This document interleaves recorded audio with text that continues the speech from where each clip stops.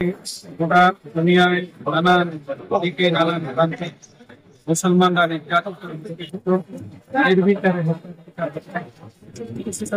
মুসলমানদের ফিলিস্তিনের মসজিদুল আকসা গাজা উপত্যকার মানুষেরা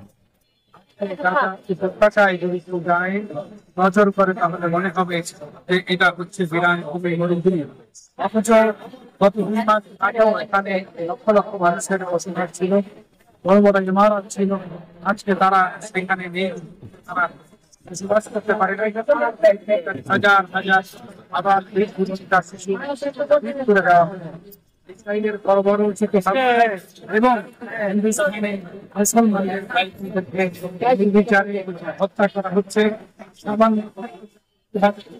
মুসলমানদের জন্য গরুর গোশত হালাল করা হয়েছে, গরু জবাই করার কারণে তাদেরকে ফিরিয়ে মারা হচ্ছে, শরীর থেকে চামড়া তুলে ফেলা হচ্ছে, আগুনে নিক্ষেপ করা হচ্ছে।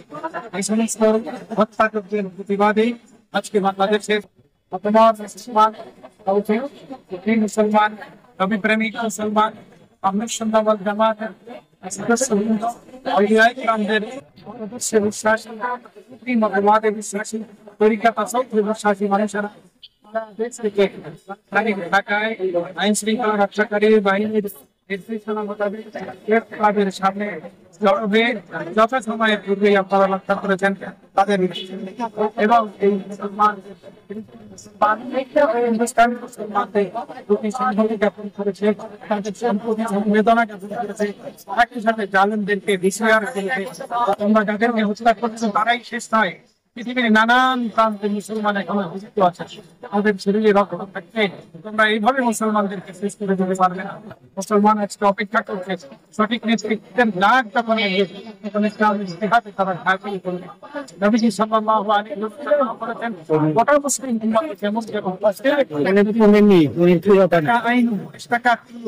চোখের যন্ত্রণা হলে সমুদ্র শরীরে যেমন হয়ে যায়, ওটা পৃথিবীর মুসলমান পূর্ব থেকে পশ্চিম, উত্তর থেকে দক্ষিণ, যেখানে একজন মুসলমান নির্যাতিত হবে সারা পৃথিবীর মুসলমানেরা সেটার প্রতিবাদ করবে, সেটার ব্যাপারে হৃদয় রক্তক্ষরণ হবে, তাদের ইমানে প্রজ্বলিত হবে।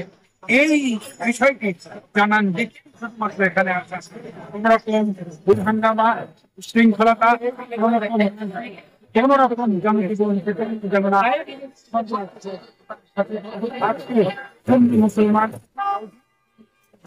মুসলমানেরা জানান দিয়েছে দুনিয়ার মুসলমান যে যেখানে নির্যাতিত হও আমরা আছি তোমাদের সাথে ইনশাআল্লাহ।